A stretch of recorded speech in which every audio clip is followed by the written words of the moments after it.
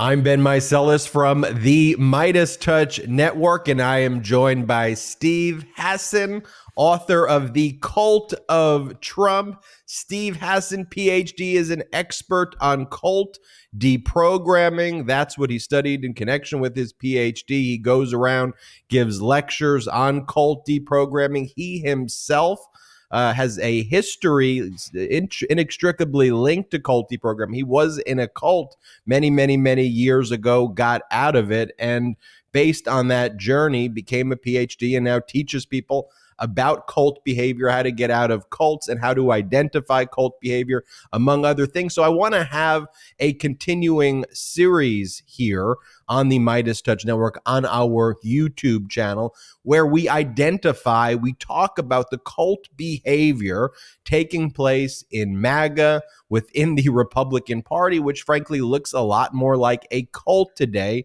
than a functional political party. And the first topic I really want to discuss, Steve, is these threats that Donald Trump is making in connection with all of these cases. We see this witness intimidation over and over again. We see Donald Trump spreading these messages on his social media.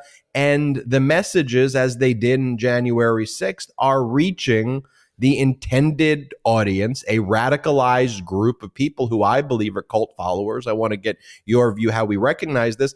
And we're seeing, for example, just the other day, someone was arrested for threatening the life of Judge Chutkan, the federal judge in Washington, D.C. A month ago, we reported how somebody showed up with weapons in front of Barack Obama's home in Washington, D.C. These stories are happening with a great degree of frequency. In Utah, somebody was, the FBI had to intervene. The person was shot and killed after threatening the lives of FBI officials. So what's going on here? And should we be viewing this, Dr. Hassan, through the prism of cult behavior? Yes, very briefly. So, Ben, basically, I was recruited into the Moonies cult in 1974, the same month Patty Hearst was abducted by the Symbionese Liberation Army, I might add, and became radicalized to become a right-wing fascist who believed that democracy was satanic, that we had to infiltrate the government. I actually was sent to fast for 3 days for Richard Nixon, who I hated before the Moonies cult indoctrination. And there I am saying God wants Nixon to be president despite Watergate. And now we're literally 50 years later, the same right-wing, extremist, religious, Christian-esque people have infiltrated politics and are using their followers. So to answer your question briefly, I have an influence continuum. In fact, my podcast is that name, and it's on the MeidasTouch Network. Thank you so much, Meiselas brothers. And so if you think about influence on a continuum, there's ethical influence and healthy groups, and all the way over to the destructive end of authoritarianism. And I define this authoritarian mind control cultism as controlling people's behavior, information, thoughts, and emotions to create a new identity that's dependent and obedient on the leadership and the ideology. So speaking as a mental health professional, I'm a licensed mental health counselor. What we have is a dissociative disorder. And like I went from Steve Hassan, the nice middle-class Jewish boy, to a right-wing fascist who thought the Holocaust was justified, when I had my near-fatal van crash and was deprogrammed and understand that we were doing Chinese communist brainwashing techniques were used on me, and I was doing it on other people, that changed my entire direction of my life. And so using that as a prism, when I was asked to write The Cult of Trump, I knew Trump was a malignant narcissist, which is the stereotypical profile of all destructive cult leaders. But what I didn't know until I got into researching the book was that the cult of Trump was comprised by authoritarian cults who were telling their followers, largely that God is using Donald Trump and that Biden and the Democrats are all satanic and even trafficking babies and children, etc. So that's a short answer to your question, but I'm happy to keep going. The cult behavior, in many ways, is also used, I think, to distract from the fact that on policy, people are doing things against their own interest a lot of the times in the MAGA Republican side. If you put a lot of issues before the American people as a yes or no referendum, what do we feel about responsible gun ownership? We think there should be responsible gun ownership. I think overwhelmingly people say yes. You talk about climate change. Should we be reflective of making sure that we address climate change in a responsible way? Overwhelmingly, yes. Do we think women should have the right to control their bodies, or do we want the government to make these arbitrary and destructive and dangerous decisions for them? I think overwhelming people say, yes, women should be able to control their own bodies. Jobs, should we improve people's working conditions, or should we make people have more terrible working conditions so that billionaires can have a third or fourth or a fifth private jet? What do you think? People would say, yes, we want to have better working conditions. So the cult prism, the influence continuum, right, Dr. Hassan, is to influence people to go against their own interests in furtherance of the cult leader and the cult ideology. So you're not even thinking, wow, this actually is harming me. Right. So again, there was Steve Hassan from Flushing, Queens, grew up 1.3 miles from Donald Trump, by the way, in my childhood. And then this cult identity took over. So he believed the Holocaust was necessary because the Jews didn't, accept Jesus.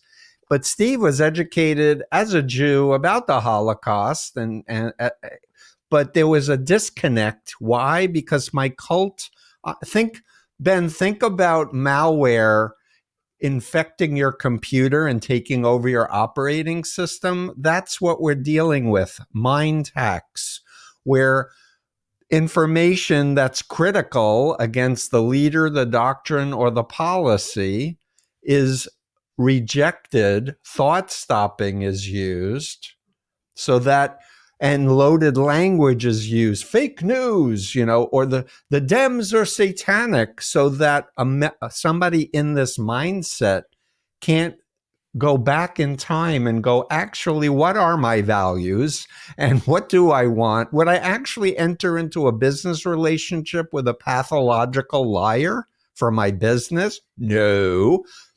But they're not connecting the dots because their mind was hacked. And I'll add that fear, or what I call indoctrinated phobias, are a major technique that's installed in these people's minds so that it subverts our critical thinking faculties. We're reactive. So people don't like everything about Trump, but they're fearful of Satan invading the planet and taking over. Yeah. Therefore, it's this devil fear that is subverting their critical faculties and ability to make good judgments. On a future edition, I really want to get into, we'll talk about it in another video, the links between cult behavior, cults, including the one that you got out of, the Moonies, and actual Republican politics. People don't know this, but some people know this, but not a lot of people know that, for example, the Moonies has ownership over perhaps the most influential Republican newspaper, one of them, the Washington Times, and there are direct links there. We'll do a whole nother video where we cover that, but I want to get to the final point here before we have to go, which is the threats, though, and how these threats by Trump directed at the judges, the prosecutors, whoever the person is of the day. How does that reinforce cult behavior when a cult leader directs it at a common enemy? Does that reinforce within the influence continuum? Unfortunately, yes. And as we saw in January 6th, and what we're hearing now is this: we need to be violent for God. We need to take our country back from the evil people. And so the rhetoric is there of violence, very typical. Like, I ended the Cult of Trump book saying, if Trump doesn't win the 2020 election, let's assume there'll be violence. And then I quoted Jim Jones. People forget Congressman Leo Ryan went to Guyana to rescue people who wanted to leave the compound. And what did Jim Jones do? He assassinated the congressman and had all of his people take cyanide-laced flavor aid with threat of gunfire, and he took everyone with them. So my biggest fear is my former cult has 2 training compounds for AR-15s and a gun cult in Texas and in Waco, Texas, and in Tennessee. And my fear is that this radicalization is bringing us back to the brown shirts of Hitler. And we need to really understand that all of those millions of AR-15s that are everywhere have been stockpiled for civil war by our enemies. Russia wants us to not be a United States. They want to split us as the Soviet Union fell apart and split. And Putin is trying to put it all back together again. Well, this series is going to be focused on how we combat mind control, how people who may have family members who are in this MAGA cult, how you speak to them, how you talk to them. We'll do, even on future episodes, kind of a role playing to show how you have these conversations. And I think these are important conversations to have. I think we're framing these issues appropriately. I look forward to doing more of this with you, Dr. Hassan. As he mentioned, he's got the podcast, The Influence Continuum, right here on the MeidasTouch Network. He's the author of The Cult of Trump. We're going to be spending a lot more time together in the coming weeks and months in this continuing series. So thank you so much for your time, and everybody, make sure you subscribe to our YouTube channel and make sure you check out MeidasTouch.com for all the latest breaking news. Have a great day. And thanks for all your good work. Thank you. Hey, Meidas Mighty, love this report? Continue the conversation by following us on Instagram @MeidasTouch to keep up with the most important news of the day. What are you waiting for? Follow us now.